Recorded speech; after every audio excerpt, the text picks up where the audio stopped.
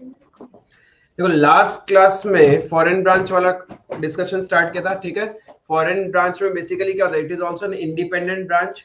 Foreign branch अपना foreign currency में books of accounts maintain करेगा, बट अपन को क्या करना पड़ेगा, उसका ट्रायल बैलेंस को कन्वर्ट करना पड़ेगा into the reporting currency, right. अब जब आप फॉरेन करेंसी से रिपोर्टिंग करेंसी में आते हैं तो आपको कुछ आइटम्स का कन्वर्जन रेट पता होना पड़ेगा। आपको देखना पड़ेगा क्या वो मॉनिटरी आइटम है, नॉन मॉनिटरी आइटम है, या फिर ओपनिंग स्टॉक है, क्लोजिंग स्टॉक है, इनकम है, एक्सपेंस है, हेड ऑफिस का बैलेंस है, goods receive from head office के बारे में बोल रहा है, किसके बारे में बोल रहा है, राइट। उसके लिए अपने को पता होना पड़ेगा फॉरेन ऑपरेशंस दो तरह का होता है, one is integral foreign operation, another one is non integral foreign operation. दोनों में मेजर डिफरेंस क्या है?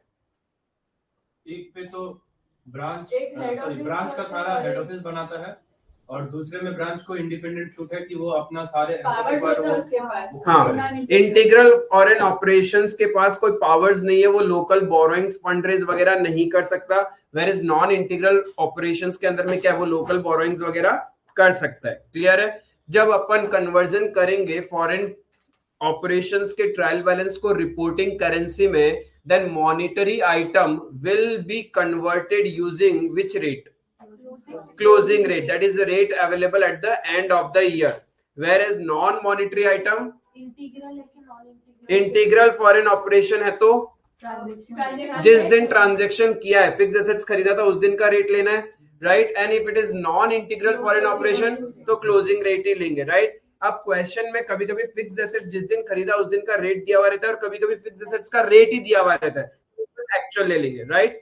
फिर ओपनिंग स्टॉक कैसे कन्वर्ट करेंगे? ओपनिंग रेट लेके और closing stock closing rate. Depreciation fix assets rate, जिस रेट पे आपने फिक्स एसेट्स को कन्वर्ट किया है उसी रेट पे आप क्या करोगे, डेप्रिसिएशन को भी कन्वर्ट करोगे। क्लियर है? Then incomes and expenses, average rate. उसके बाद में आपका हेड ऑफिस अकाउंट, जो ब्रांच की बुक्स में, जो हेड ऑफिस के बुक्स में ब्रांच का बैलेंस है वही एक्चुअल लेंगे अपन, ठीक है। Then goods receive from head office, जो हेड ऑफिस के बुक्स में दिखाई दे रहा है वही अपन दिखाएंगे एक्चुअल, राइट। तो वो हो गया ट्रायल बैलेंस। अब ट्रायल बैलेंस में कोई भी डिफरेंस आएगा, इफ माय क्रेडिट साइड का टोटल ज्यादा है डेबिट साइड से, इट मींस एक्सचेंज लॉस है, ठीक है। एंड इफ डेबिट साइड का टोटल ज्यादा आ रहा है, इट मींस एक्सचेंज गेन है। क्लियर है? एक्सचेंज लॉस और exchange gain is transfer to profit and loss account. ये किसके प्रॉफिट एंड लॉस में जाएगा?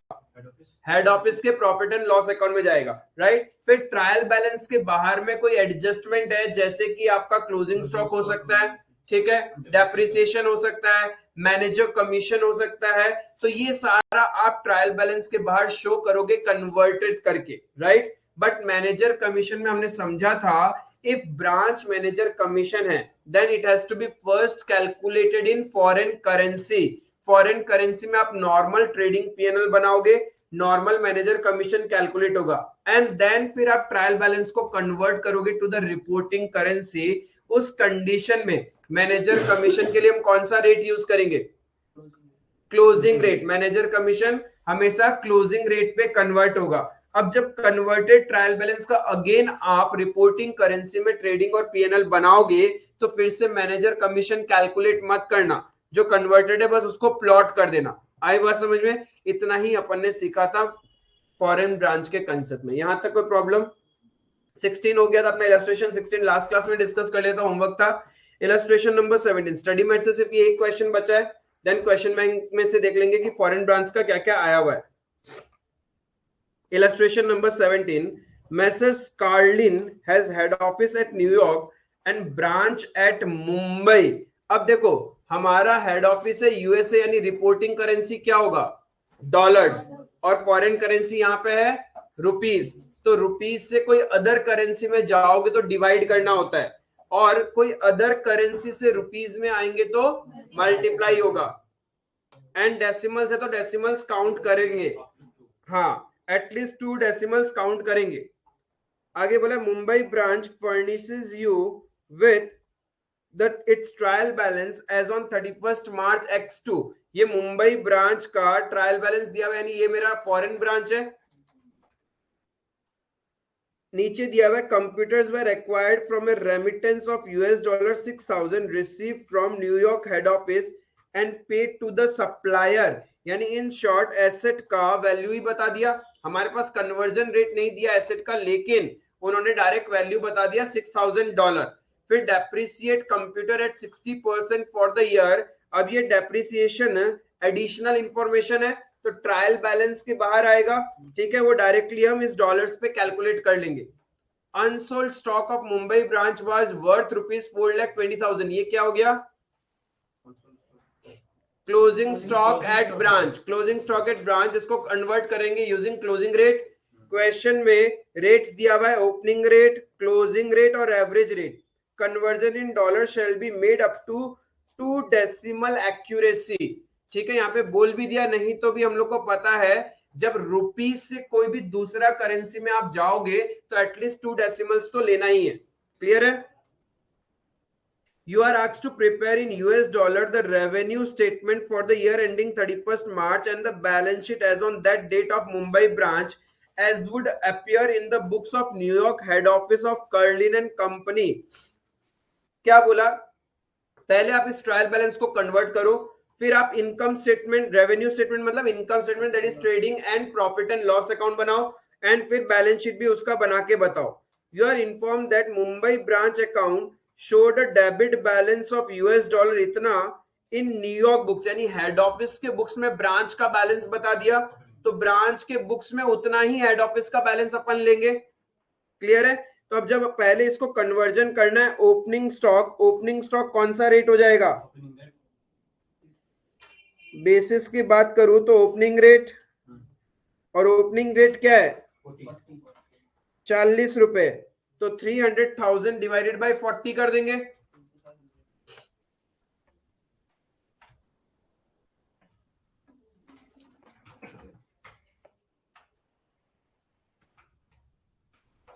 क्लियर है बाबा?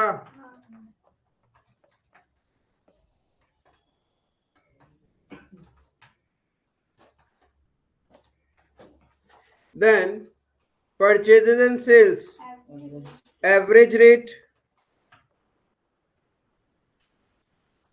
41, sundry debtors and creditor,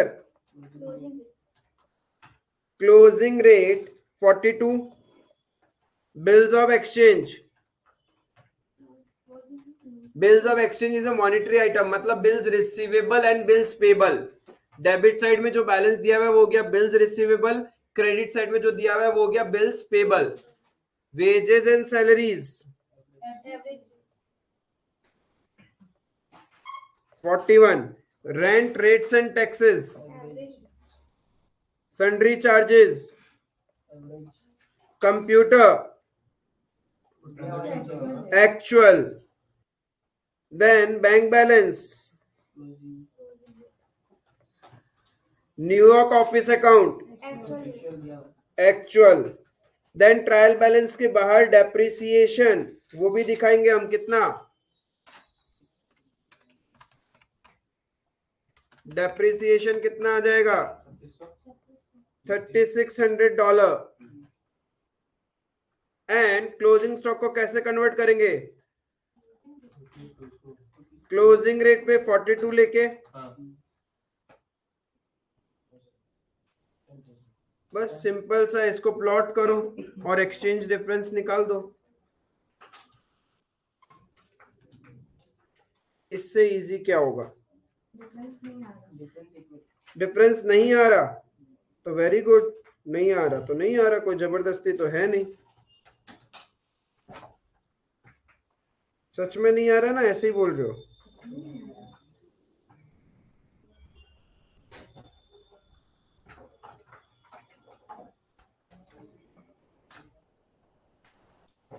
उसके बाद नॉर्मल ट्रेडिंग पीएनएल और बैलेंस शीट बनाना है।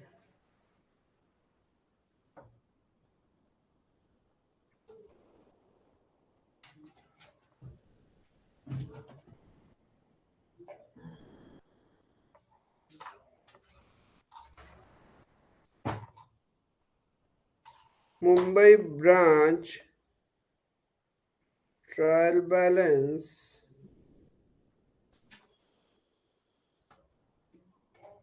in US dollar.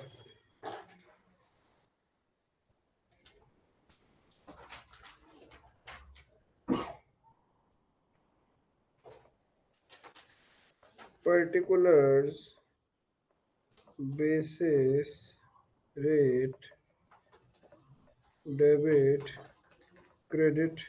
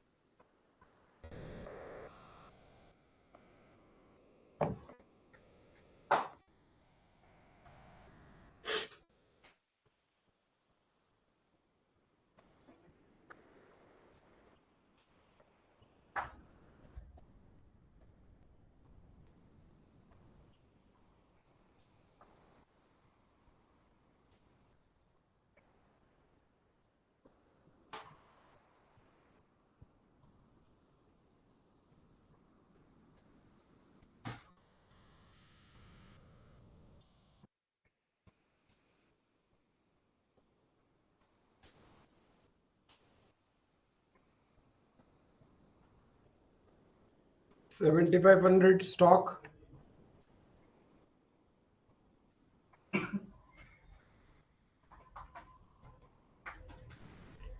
$19,512.19. 512.20. Third decimal वो होगा ना तुम्हारा. Then 29,268.29. 29,268.29. 9523.80. 9523.81 होगा क्या. थर्ड डेसिमल देखा नहीं तुम. थर्ड डेसिमल यदि 0.5 है उससे ज्यादा है तो सेकंड डेसिमल अपर राउंडिंग हो जाता है. देन 7142.85. इसमें भी 86 था. इसके बाद 2875.14. 28. 57.14. ठीक है. 5714.28. 13658.53. तुम थर्ड डेसिमल्स देखो रे बाबा, कैसे करते हो राउंडिंग ऑफ.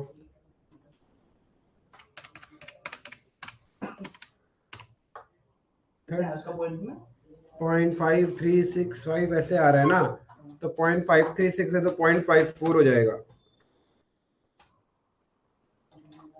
फिर 8780.48. सब में थर्ड डेसिमल देखा ही नहीं है तुम. 3902.43.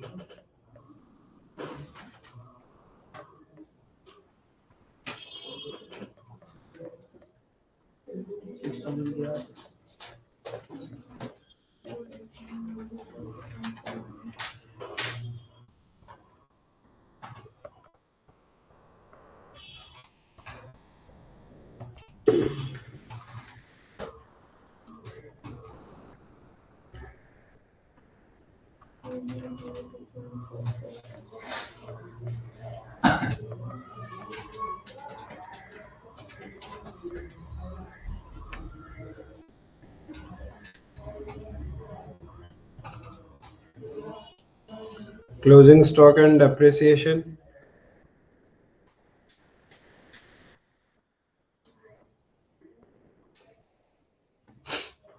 ट्रायल बैलेंस में कुछ डिफरेंस आ रहा है क्या? इफ डिफरेंस नहीं आ रहा है तो यही आपका क्या हो जाएगा फिर?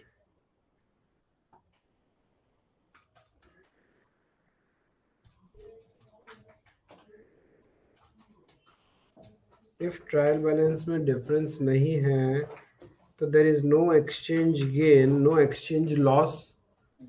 अब आपको normal trading PNL balance sheet बनाना है तो ओपनिंग स्टॉक ट्रेडिंग अकाउंट में चला जाएगा, purchases and sales trading account में चला जाएगा, debtors and creditor balance sheet में जाएगा, bills receivable bills payable balance sheet, wages and salaries trading account, rent rates and taxes PNL, sundry charges PNL, उसके बाद में बस closing stock trading account, depreciation PNL. तो आपको gross profit and net profit मिल जाएगा and then normal balance sheet draft. तो 2 decimals तक लिखना है, इट डजंट मीन कि आप थर्ड डेसिमल नहीं देखोगे. 2 डेसिमल्स लिखना होता है. थर्ड डेसिमल्स हमारा 0.5 या उससे ज्यादा तो अपर राउंडिंग हो जाता है, वो ये ध्यान रखना है.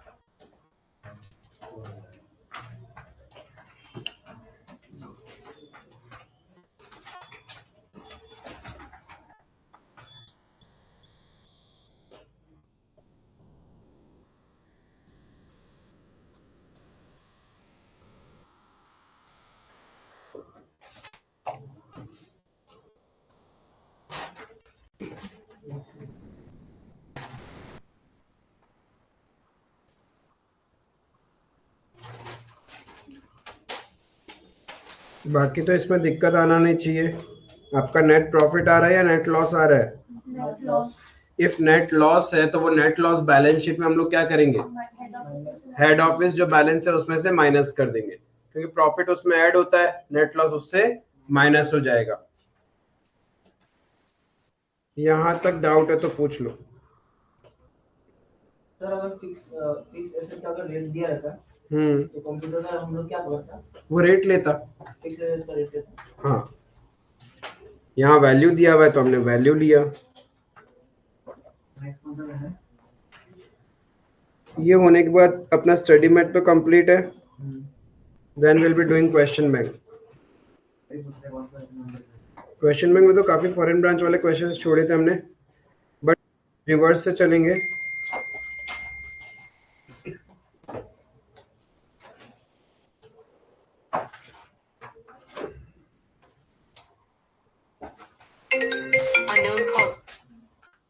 देखते हैं.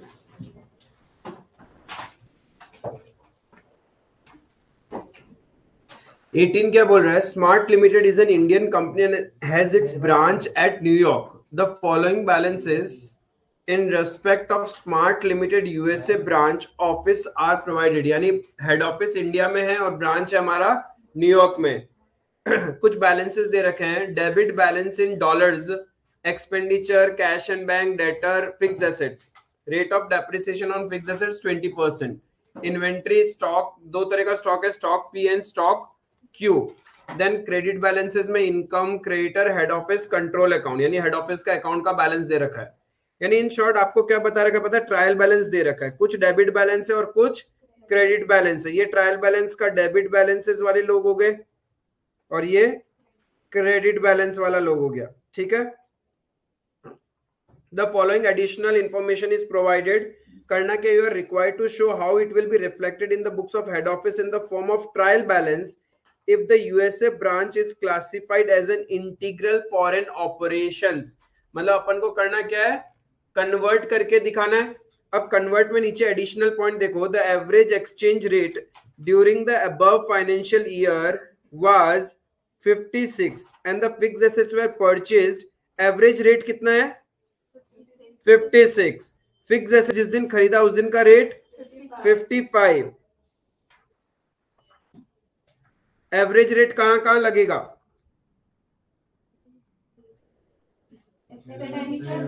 एक्सपेंडिचर इंटू 56 हो जाएगा, इनकम्स में, बस और कहीं नहीं लगेगा। देन फिक्स एसेट्स परचेज, ये किस पे लग जाएगा, फिक्स एसेट्स पे।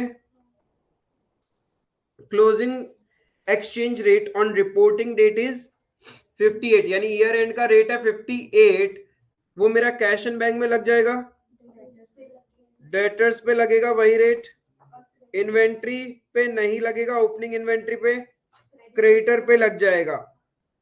Then stock item P is valued at USD this, purchased when the exchange rate was this, the present net realizable value of this item is this, यानी stock item P is valued at this, इसका मतलब क्या,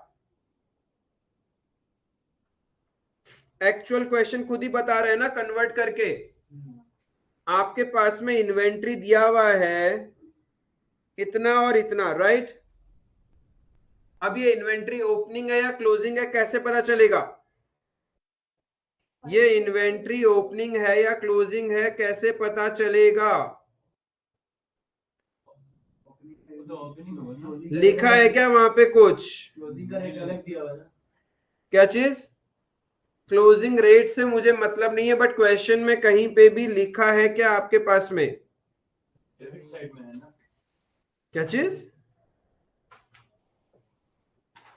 समझा नहीं मैं तो आपका बात,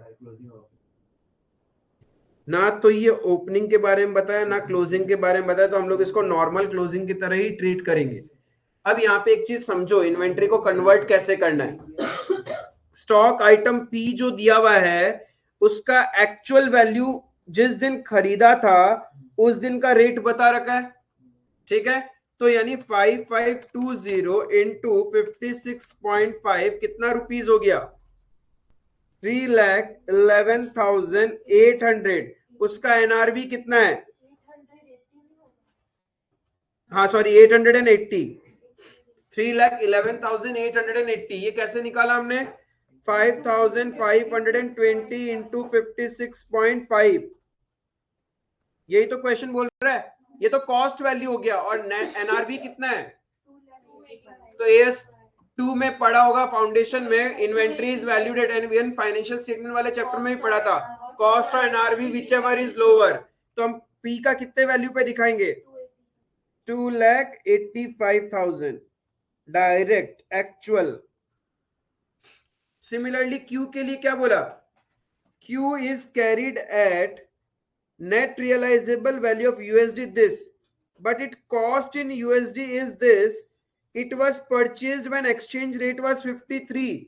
अब हम लोग क्या लेंगे, कॉस्ट और एनआरवी whichever is lower। तो बताइए कैसे करोगे, यही तो ICI खेल गया आप लोगों के साथ में और आपके 6 मार्क गए हाथ से। एक पॉइंट खेला और 6 मार्क ICI अपनी तरफ लेके चला गया। देखो ICI ने क्या सुंदर तरीके से खेला इस क्वेश्चन में। पहले पॉइंट स्टॉक P की बात करते हैं। स्टॉक P का आपने कंपैरिजन कैसे किया, पहले आपने रुपीज में कन्वर्ट किया एंड देन कॉस्ट और एनआरवी व्हिचएवर इज लोअर लिया। लेकिन स्टॉक Q में क्या किया आपने,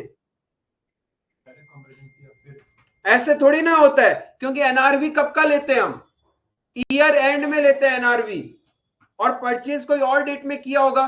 तो तुम्हारा क्यू का कॉस्ट वैल्यू कितना है, 1065 इंटू 53, 1065 इंटू 53 कितना आ गया कॉस्ट, 56445।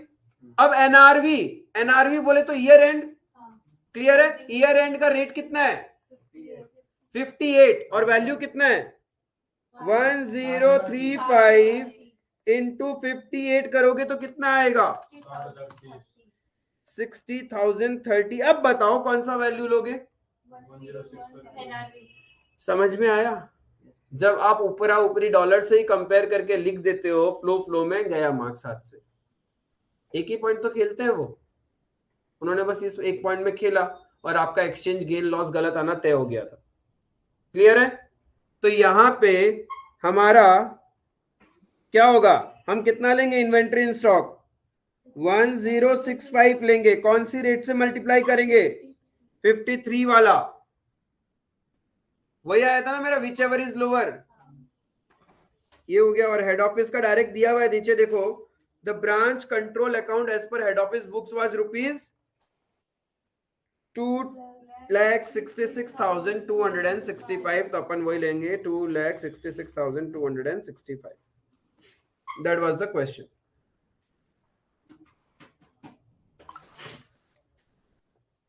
समझ में आया भाई, मार्क करके रखना, it was a good point.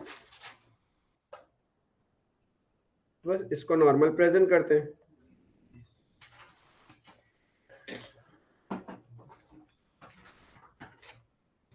Sir exchange loss तो हेड ऑफिस अकाउंट करेगा ना।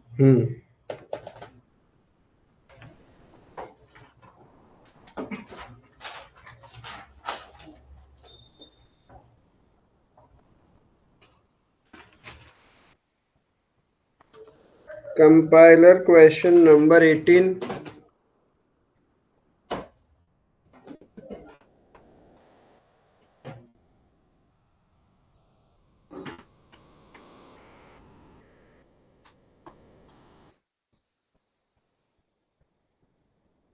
Converted, फिक्स एसेट और ट्रायल बैलेंस में डेप्रिसिएशन माइनस करके दिखाएगा, नहीं वो तो बाहर आएगा आउटर कॉलम में। कन्वर्टेड ब्रांच ट्रायल बैलेंस किस में कन्वर्ट कर रहे हैं हम, इन रुपीस। पहला आइटम क्या था, एक्सपेंडिचर,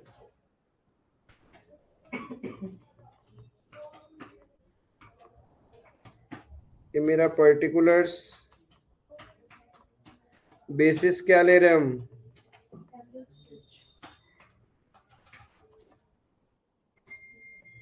कितना एवरेज रेट 56, डेबिट क्रेडिट कितना आ जाएगा, अरे बाबा मल्टीप्लाई करके बताओगे ना, अब तो मल्टीप्लाई करके बताओ। 1,03,095 इंटू 56, 57,73,320। सिर्फ ट्रायल बैलेंस है ना। हाँ,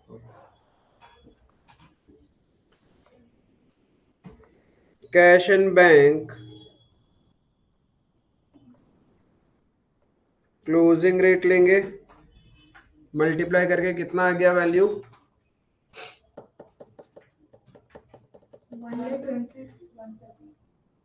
126,150। Then next है debtors, फिर fixed assets,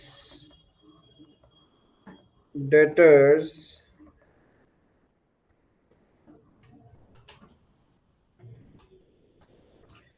डेप्रिसिएशन अलग से नीचे। अब यहाँ पे डेप्रिसिएशन एडजस्टमेंट में तो नहीं दिया हुआ, it is a part of trial balance only, ठीक है। तो डेप्रिसिएशन दिखाएंगे बट ट्रायल बैलेंस में ही दिखाओगे, ये ध्यान रखना, एडजस्टमेंट में नहीं है। फॉलोइंग एडिशनल इंफॉर्मेशन में नहीं है, ट्रायल बैलेंस के अंदर की डेटा में ही है मेरे पास में। तो वो अलग से डेप्रिसिएशन आ जाएगा। तो फिक्स एसेट्स किस रेट से होगा? अच्छा, डेटर हो गया closing rate, fix assets actual rate. Actual rate कितना है फिक्स एसेट्स का? 55। तो डेटर्स को कन्वर्ट करने के बाद वैल्यूज कितना हो गया? डेटर को मल्टीप्लाई करो 4,27,170 और फिक्स एसेट्स को 18,88,000। क्यों? हाँ ग्रॉस है rate of depreciation on fix assets 20%। क्या हमारे पास प्रोविजन फॉर डेप्रिसिएशन है क्या? नॉर्मल डेप्रिसिएशन है ना, तो जब नॉर्मल डेप्रिसिएशन होता है तो नेट ऑफ करके तो आएगा। यहाँ पे क्वेश्चन में ग्रॉस दिया हुआ है, जब तुम ट्रायल बैलेंस बनाओगे और ट्रायल बैलेंस के अंदर डेप्रिसिएशन है, हाँ यदि ट्रायल बैलेंस के अंदर डेप्रिसिएशन है तो वो माइनस होके ही आएगा।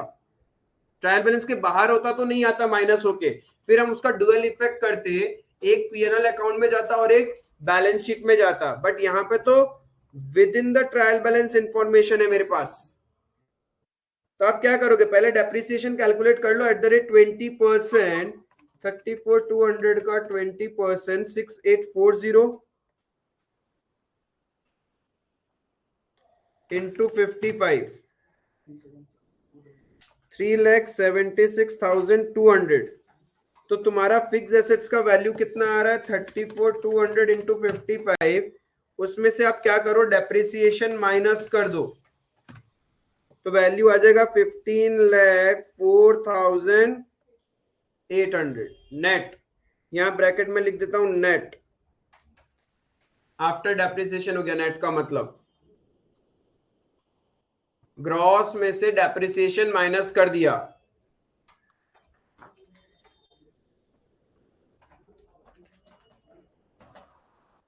इन्वेंट्री पी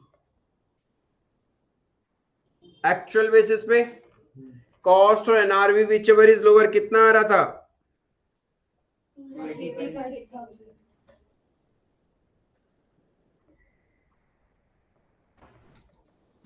इन्वेंट्री क्यू, इसमें ध्यान रखना तुम लोगों ने क्या गलती किया, डायरेक्ट डॉलर से ही आपने कन्वर्ट कर लिया। भाई कन्वर्जन करके कॉस्ट और NRV which ever is lower लेना होता है। तो आपका कितना आएगा? 56,445।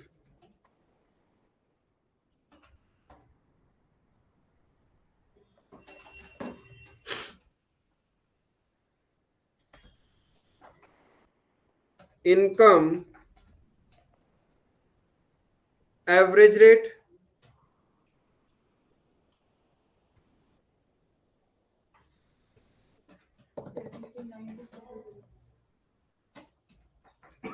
$73,92,000, that's income. Creditors 58 के हिसाब से कन्वर्ट करो,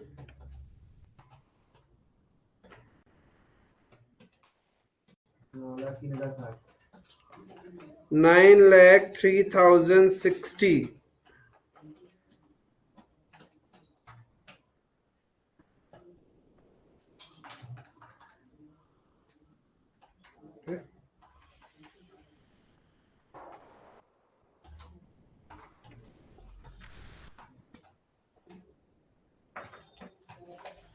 फिर हेड ऑफिस कंट्रोल अकाउंट,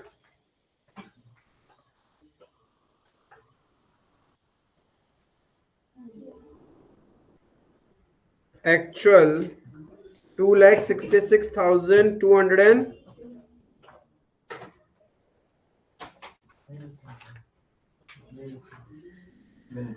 और कुछ है क्या? और तो कुछ है नहीं। तो एक्सचेंज गेन आ रहा है या एक्सचेंज लॉस आ रहा है? डेबिट साइड ज्यादा है या क्रेडिट साइड ट्रायल बैलेंस का? तो एक्सचेंज लॉस हो जाएगा। 12240 12240। अगर हम लोग फिक्स एसेट को डायरेक्ट 18,81,000 कर दे तो गलत हो जाएगा। किसको? फिक्स एसेट को डायरेक्ट पूरा दिखा दे। नहीं गलत तो नहीं होगा, सेम ही आंसर आएगा। आंसर सेम आएगा। हाँ वैसा कोई गलत, फिर ब्रैकेट में तुमको ग्रॉस लिखना पड़ेगा बस। देखिए 19 में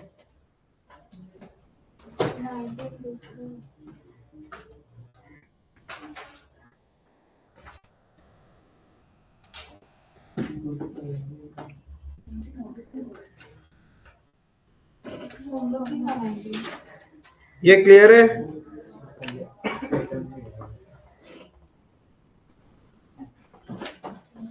नाइनटीन तो हो ही चुका पहले ही। हो गया क्या?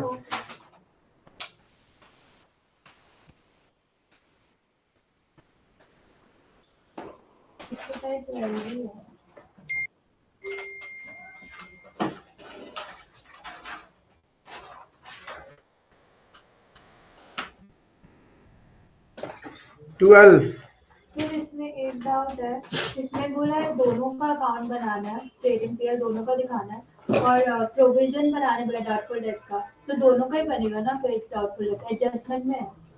दोनों का ही बनाना होगा फिर। Try number 12। वो तो एक्चुअल बेसिस पे होगा। प्लांट एंड मशीनरी डेप्रिसिएशन वो एसेट का रेट पे होगा। Debtors and creditors closing rate, opening stock opening rate, then cash and bank closing rate, purchases and sales average rate, goods sent to branch actual, wages and salaries average rate, rent average, office expense average, commission received average, head office account actual। ये तो simple सा था। फिर close नीचे में कुछ information है उसको भी कन्वर्ट कर देना है। सबसे पहले आपने क्या किया होगा, नंबर 12 कन्वर्टेड ट्रायल बैलेंस बनेगा। M&S कंपनी लिमिटेड का हम लोग बना रहा है।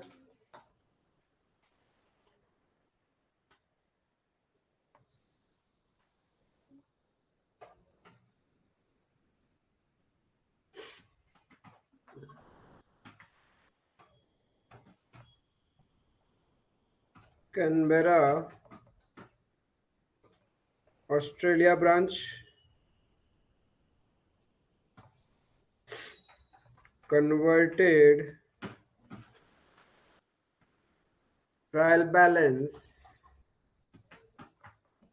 in रुपीज, रुपीज में कन्वर्ट कर रहे हैं।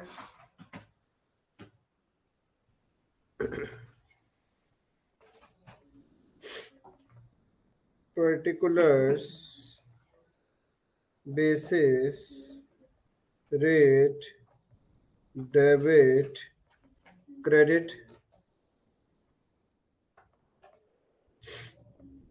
Plant and machinery cost value पे दिया हुआ है। Plant and machinery cost value पे दिया हुआ है, तो प्लांट एंड मशीनरी को कन्वर्ट करने के लिए नीचे रेट दिया हुआ है 46, तो मल्टीप्लाई बाय क्या हो जाएगा, एक्चुअल 46 का रेट लेंगे तो कितना आ जाएगा, 9200।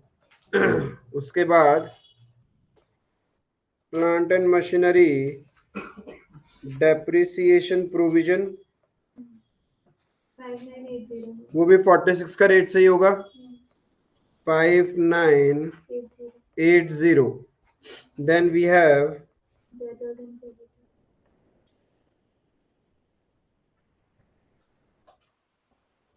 debtors slash creditors,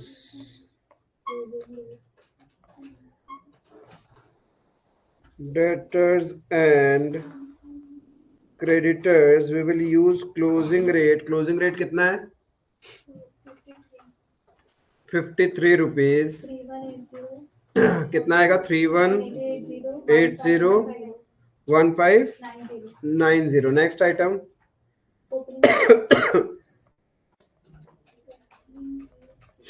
opening stock कितना, opening rate 51,000, opening rate 51,000। Then cash cash and bank closing 53 closing rate लेंगे बिकॉज मॉनिटरी आइटम है। मॉनिटरी आइटम का मतलब क्या था? जो कैश में कन्वर्ट हो जाए फिक्स अमाउंट में, फिक्स डिटरमिनेबल अमाउंट में कन्वर्जन या फिर पे करना है मुझे। कैश एंड बैंक 53 के हिसाब से कितना हो जाएगा? 530। परचेजेस एंड सेल्स कितना? 1020 और 627 एवरेज 51 के हिसाब से 1020 6273। ठीक है, तो goods received from head office कितना? 100 एक्चुअल लेंगे 100। फिर next item wages and salaries wages and salaries average 51 average rate 51 2295 2295। then rent average rate 51 612 average rate 51 लेंगे 612। फिर office expense average 51 918 office expense average rate 51 918 918। फिर commission commission received average 51 5100 average rate 5100। फिर head office account head office account actual 120 120। बस exchange rate तो exchange loss आ रहा है 208 exchange loss balancing figure पक्का exchange loss है 208। 8 पीछे भी आंसर देते 280 आना चाहिए क्या?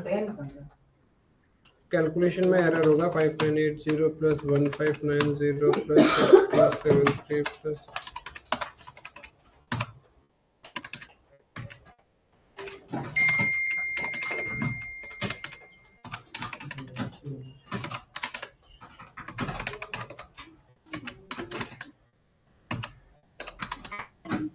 208।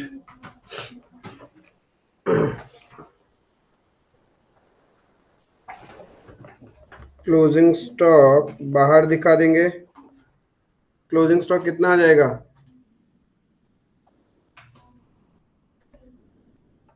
क्लोजिंग स्टॉक 165.64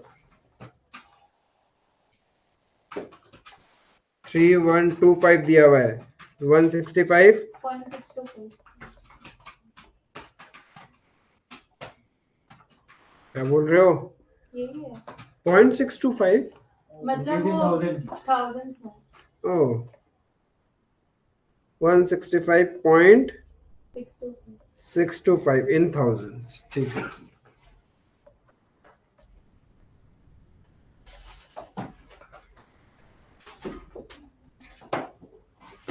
यहाँ तक ठीक है। ट्रायल बैलेंस में किसी को कोई डाउट या प्रॉब्लम है तो पूछ लो पहले। कन्वर्टेड ट्रायल बैलेंस में किसी को डाउट है तो पूछ लीजिए।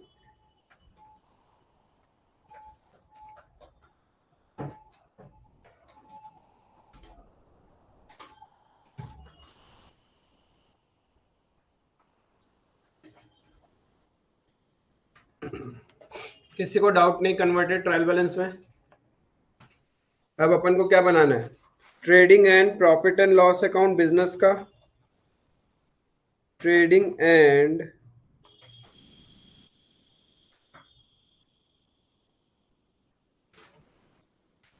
Profit and loss account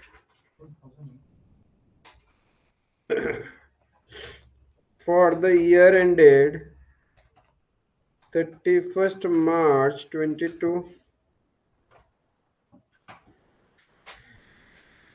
rupees in 000,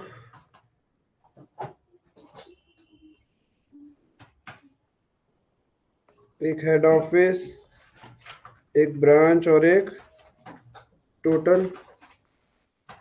head office, branch, total.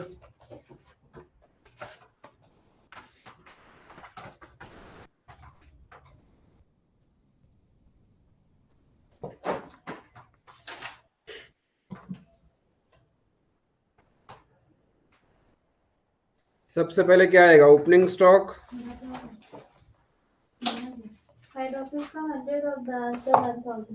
Head office का 100, ब्रांच का 1000, तो टोटल हो गया 1100।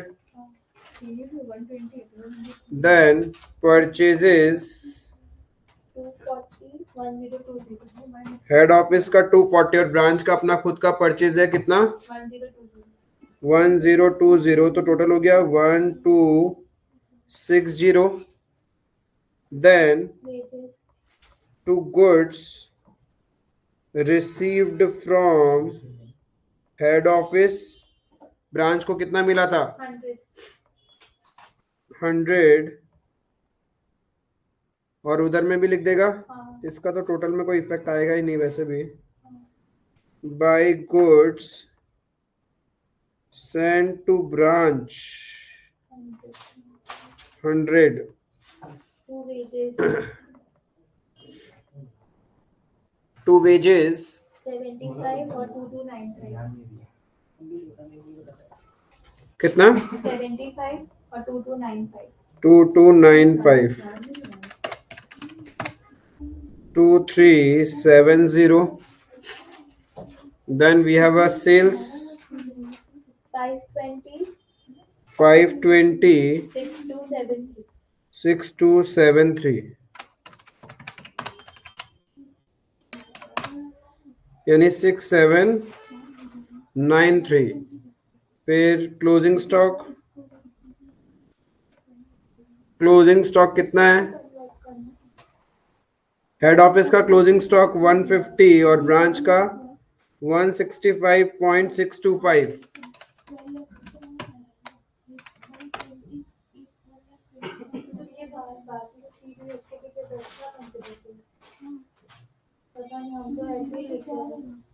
तो 315.625।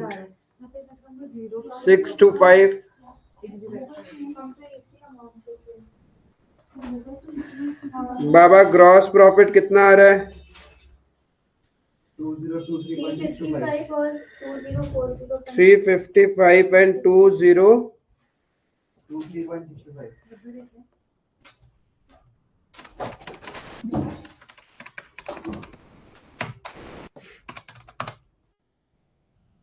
2378.625।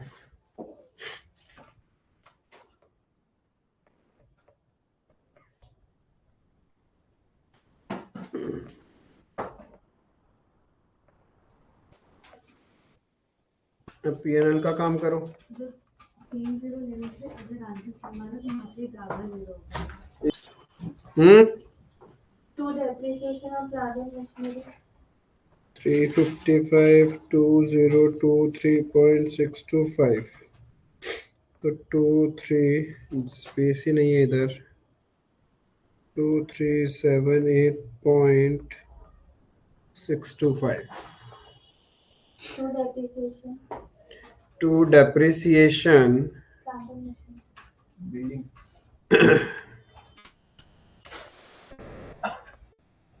पहला डेप्रिसिएशन कितना आएगा?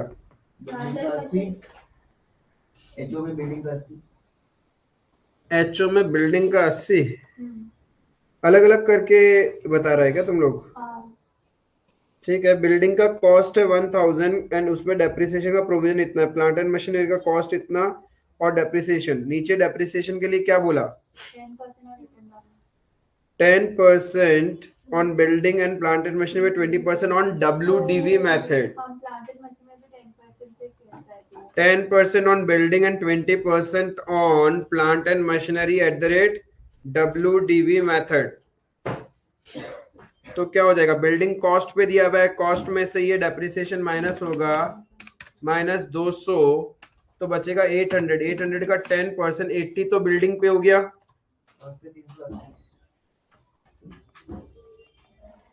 बिल्डिंग पे 80, प्लांट एंड मशीनरी पे कितना आएगा, 2500 माइनस 600, उसका 20%, 380। समझ में आया? डेप्रिसिएशन समझ में आया क्या? अरे भाई कॉस्ट दिया हुआ है तो बुक वैल्यू मेथड है, तो पहले आप प्रोविजन फॉर डेप्रिसिएशन माइनस करोगे, फिर उस पे कैलकुलेट होगा। सिमिलरली ब्रांच के लिए डेप्रिसिएशन बताओ।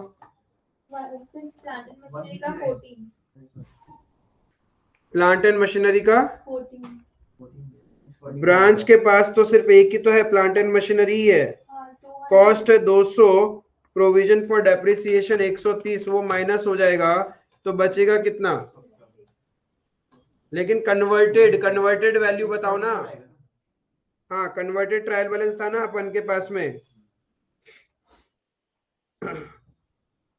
9200 माइनस 5980 3220, उस पे 20%, 644। Depreciation on plant and machinery in the branch will be 644। किसी को डाउट है तो पूछो। क्वेश्चन रीडिंग में क्लियर है ये? और क्या क्या इनडायरेक्ट एक्सपेंस है? Managing partner salary. अब मैनेजिंग पार्टनर सैलरी किधर आएगा?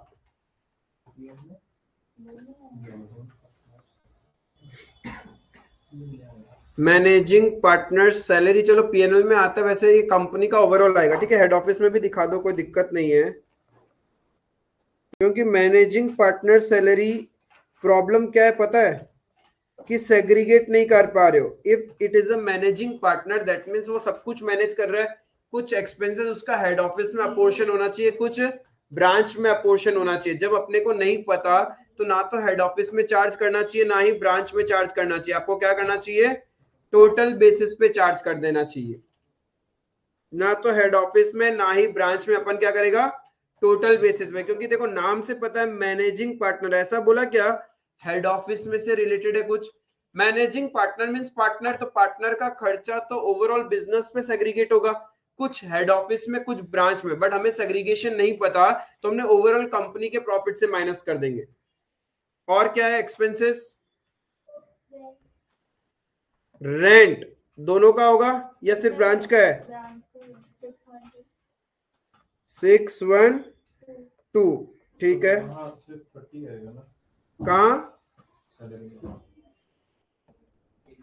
अच्छा, रुपीज इन थाउजेंड्स ले रहे हैं अपन, ठीक है, 30। फिर और एक्सपेंस बोलो बाबा। ऑफिस एक्सपेंस कितना है? हेड ऑफिस का 25, 918, तो 943 टोटल हो गया। फिर 2 पीडीडी क्रिएट करना है एट द रेट 5%, तो हेड ऑफिस में कितना क्रिएट होगा? 14,000। वेर एज ब्रांच का डेटर्स पे कन्वर्टेड पे कैलकुलेट करना 159, कन्वर्टेड पे कैलकुलेट होगा, यानी टोटल प्रोविजन 173। और कुछ? 2 एक्सचेंज लॉस। अब मजा देखना एक एक्सचेंज लॉस का, ये भी 208 ओवरऑल कंपनी के प्रॉफिट में जाएगा। यदि आपसे सिर्फ हेड ऑफिस और ब्रांच पूछता है तो हम लोग प्रेजेंट करते हैं उसको हेड ऑफिस में, बट यहाँ पे तो ओवरऑल पूछा, तो हेड ऑफिस ब्रांच टोटल जब आप पूरा ओवरऑल कंपनी का भी शो करते हैं तो डायरेक्ट इसको वहां दिखा दो, बट सिर्फ हेड ऑफिस और ब्रांच पूछेगा तब तो ऑप्शन नहीं है। एक्सचेंज लॉस अपन हेड ऑफिस के बुक्स में ही दिखाएंगे। क्लियर है? आई बात समझ में? स्टॉक रिजर्व पहले तो ओपनिंग स्टॉक रिजर्व आएगा बाय ओपनिंग स्टॉक रिजर्व। कितना था opening stock reserve? 4000। Opening stock reserve 4000 profit में काउंट हो जाएगा टोटल बेसिस पे। 4 आएगा ना खाली। अच्छा 4000 रुपीज इन 1000 तो 4। ये तो हो गया opening stock reserve. Is there any closing stock reserve? निकालना पड़ेगा। All stock is out of purchase made abroad कहाँ लिखा है closing stock reserve? Closing stock जो है वो सारा कौन सा है? वो हमको लाइन समझ नहीं है। इसका मतलब ये है कि ब्रांच के पास जितना भी क्लोजिंग स्टॉक है वो उसने वहां पे जो लोकल परचेज किया ना वही वाला बचा हुआ है। जो हेड ऑफिस ने भेजा है वो उसके पास कुछ भी नहीं बचा, तो यानी उसपे स्टॉक रिजर्व का कोई कहानी ही नहीं आएगा। क्लियर है? क्योंकि उसने जो लोकल खरीदा वही उसके स्टॉक में, तो वो तो कॉस्ट पे ही आ रहा होगा, तो क्लोजिंग स्टॉक रिजर्व कुछ आएगा ही नहीं यहाँ पे। क्लियर है? तो बस एनपी निकल जाएगा। बता दीजिए 112। हेड ऑफिस का कितना? 112। 112। उसका 4790.625। 4790.625 एंड टोटल अलग अलग बनाए रहती है, टोटल नहीं पता मेरे को। ठीक है अभी कर लेते हैं ना। 2378.625 plus 625 sorry 2378.625 plus 4 minus 80 minus 1024 minus 30 minus 612 minus 943 minus 173। वहाँ के ना एक आइटम मिस किया है, कमीशन। कौन सा? कमीशन रिसिप्ट बाय कमीशन 256 और 5100। 256 एंड 5100 5356 और आ जाएगा 466.8.625।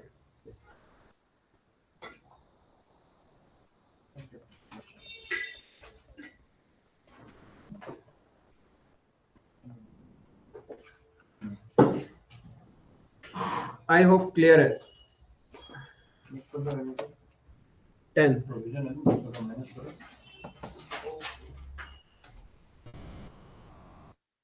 इसमें अपने को बैलेंस शीट तो बनाना ही नहीं है। सर वो फोर कहाँ से आया?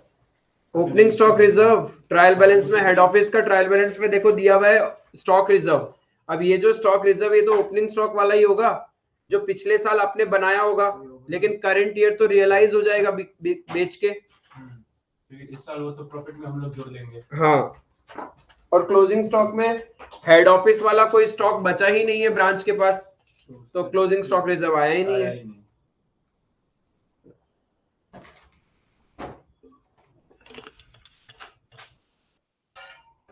क्लियर है? सबका हो गया क्या ये?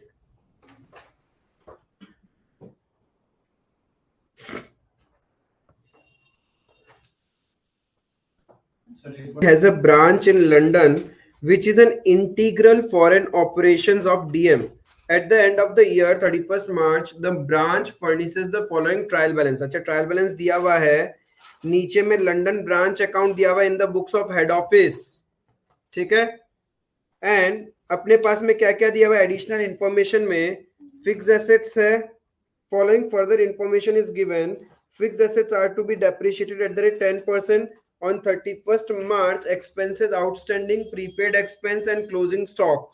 rate of exchange में ओपनिंग रेट है 70 रुपए, क्लोजिंग रेट ओपनिंग रेट नहीं सॉरी ये 70 रुपए तो क्या हो गया fix assets purchase rate, then opening rate ये हो गया, क्लोजिंग रेट ये हो गया, ये एवरेज रेट हो गया। You are required to prepare the trial balance incorporating adjustment of outstanding and prepaid expenses। मतलब आउटस्टैंडिंग एंड प्रीपेड एक्सपेंसेस का एडजस्टमेंट को आपको क्या करना है? ट्रायल बैलेंस में ही इनकॉर्पोरेट कर देना है, एडजस्ट कर देना है। नाउ सी क्या चीज? नहीं, अलग से आएगा।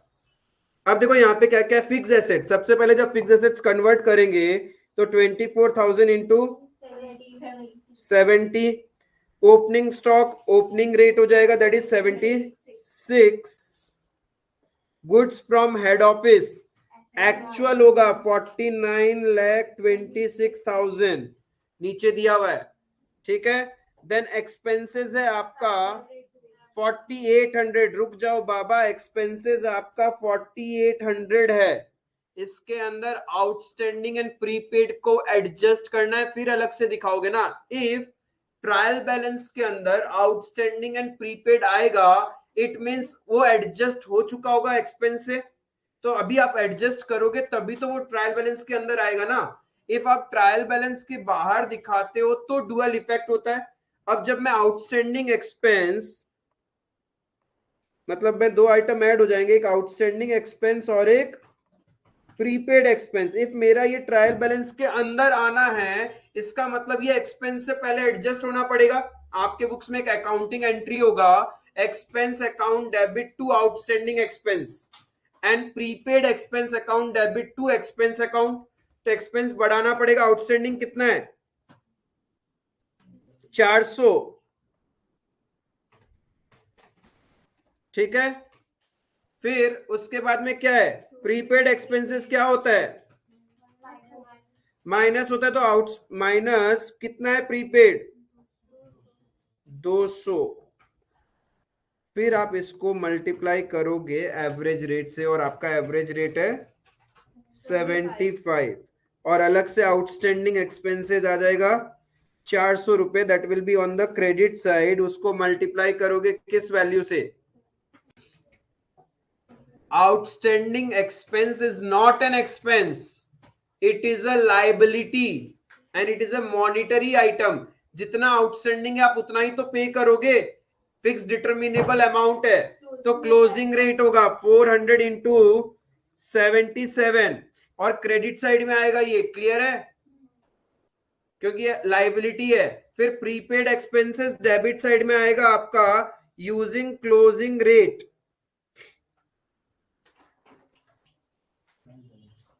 200 इंटू 77। क्लियर है ये? बस इस क्वेश्चन में यही सीखने लायक था। हाँ, ट्रायल बैलेंस के अंदर, क्योंकि क्वेश्चन नहीं बोल दिया कि आउटस्टैंडिंग एंड प्रीपेड को इनकॉर्पोरेट करो। जब इनकॉर्पोरेट करो तो हमें एडजस्टमेंट एंट्री पास करना पड़ेगा, तो पहले एक्सपेंसेस से एडजस्ट होगा तब जाके वो मेरे ट्रायल बैलेंस में दिखेगा। क्लियर है?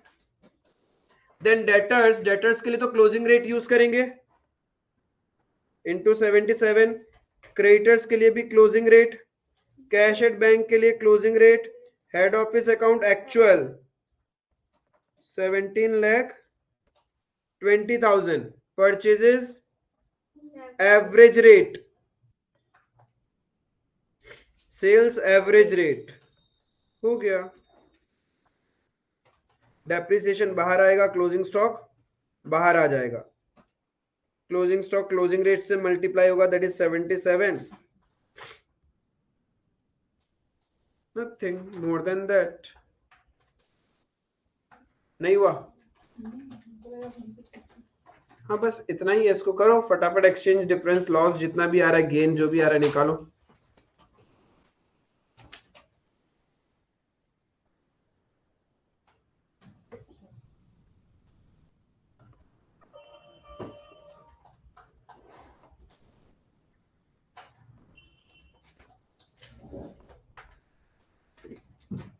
Converted trial balance in rupees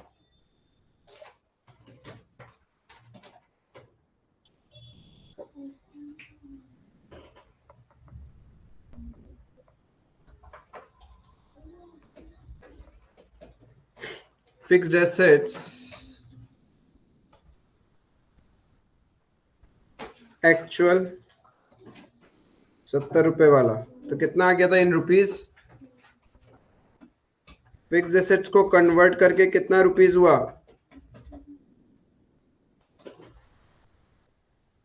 बोलता ही नहीं है कोई। 16,80,000 हाँ स्टॉक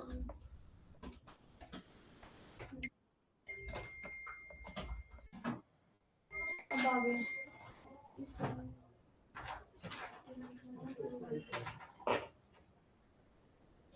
8,51,200।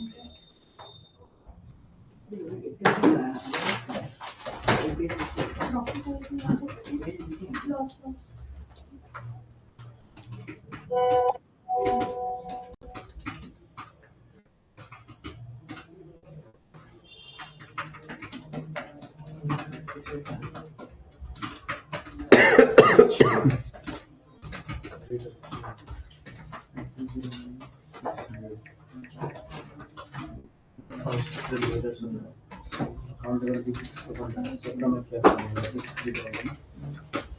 60,000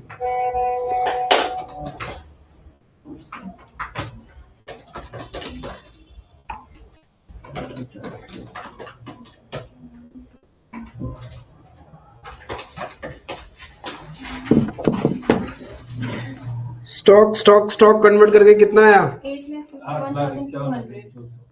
8,51,200 851,200 देन 49। वो तो एक्चुअल लेंगे। हाँ 49,26,000 फिर सेल्स, फिर और क्या है? एक्सपेंसेस है।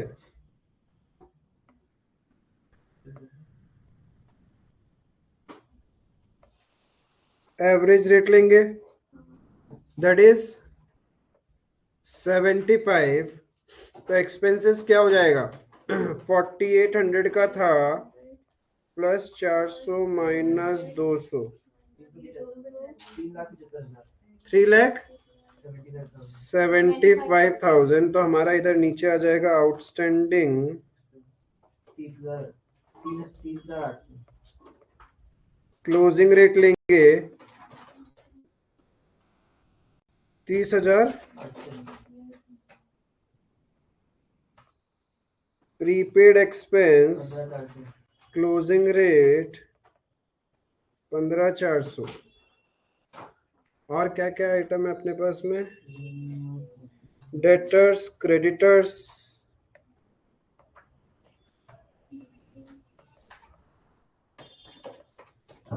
Debtors closing rate, creditors closing rate. Debtors को कन्वर्ट करके बताओ कितना? 369,600। 369,600 फिर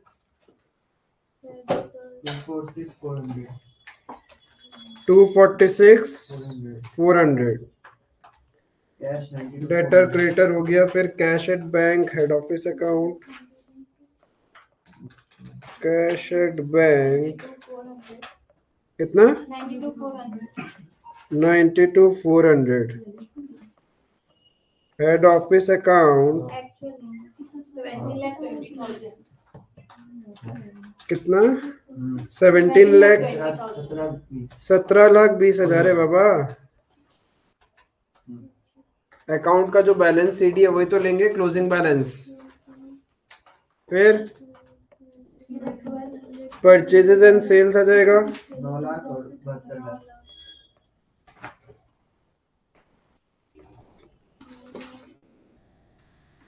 9 लाख एंड सेल्स कितना? 72 लाख 72 लाख। इतना ही आइटम था। तो एक्सचेंज गेन आ रहा है या लॉस आ रहा है? Exchange gain balancing figure how much?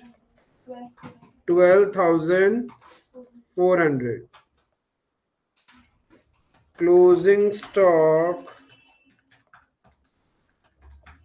बाहर का तरफ आएगा 6,16,000 8,000 इंटू 77 6 लाख 16,000।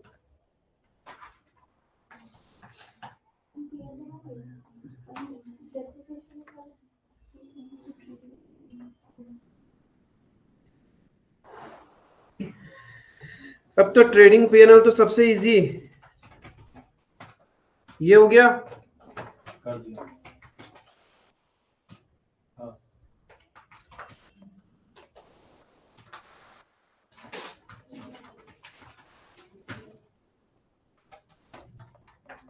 सर एक बार नीचे करिए ना।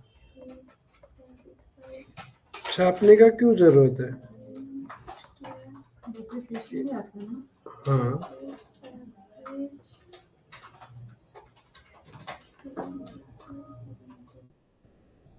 डिप्रिसिएशन कितना है ना? ओपनिंग स्टॉक बताइए मेरे को, ऊपर ही दिया हुआ है 851 200।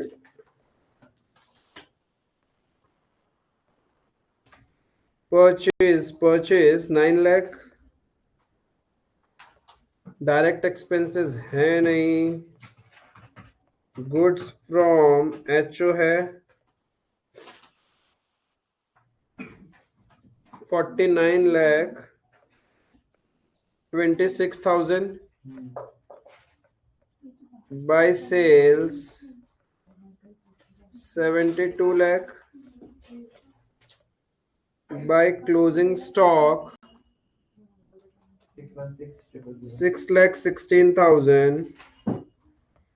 To gross profit balancing figure कितना आ रहा है? 11,38,800। नॉर्मल ट्रायल बैलेंस से उठाया है ये सब। By gross profit brought down 11,38,800।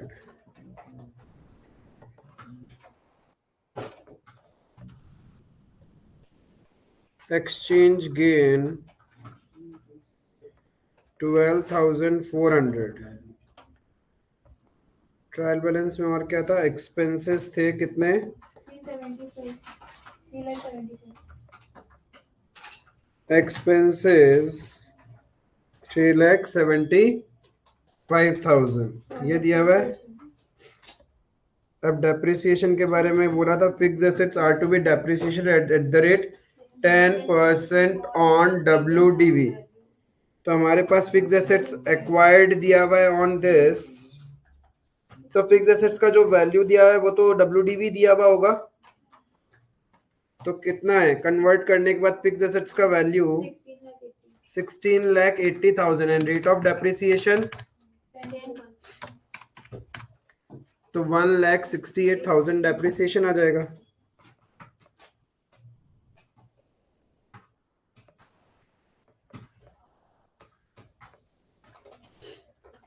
नहीं आएगा क्या चीज?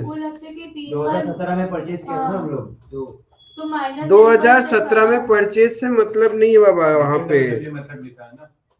और ट्रायल बैलेंस के अंदर ये कौन सा वैल्यू है? तुमको कॉस्ट वैल्यू थोड़ी दिया है।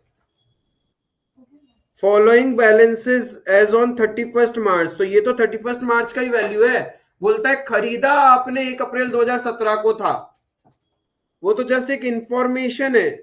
हम तो 3 बार -10% करके फिर उसका वैल्यू पे करते हैं। भाई आपके पास 31 मार्च का बैलेंस दिया हुआ है और ब्रैकेट में ऐसा कहां लिखा है एट कॉस्ट, या अलग से ट्रायल बैलेंस में कहां प्रोविजन फॉर डेप्रिसिएशन है? दोनों में से कोई एक चीज होना पड़ेगा।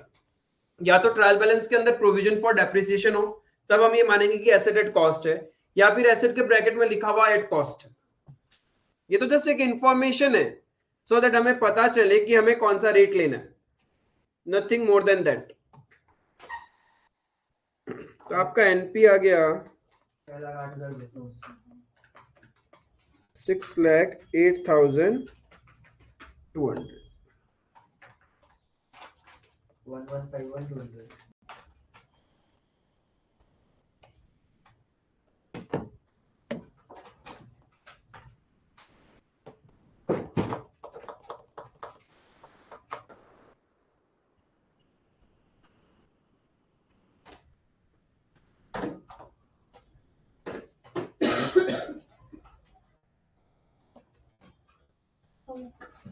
समझ में आया?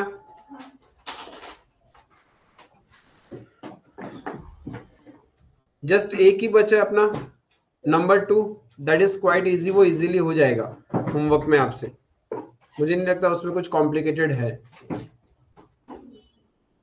जितना क्वेश्चन किया उतना ही यदि आप लोग अच्छे से कर लो, रिवाइज कर लो थोरली, मोर देन एनफ है। हर एक क्वेश्चन जहां पे डिफरेंट कैटेगरी ऑफ पॉइंट दिखा है उसको बस आपको लिख के रखना है, मार्क करके रखना है कि ये क्या था, इसको कैसे करना था। उतना दिमाग में रख लिया तो ब्रांच हमेशा छोटा चैप्टर लगेगा, वरना ब्रांच बड़ा चैप्टर लगेगा। क्लियर है? आई बात समझ में? Okay, that's all for today, thank you.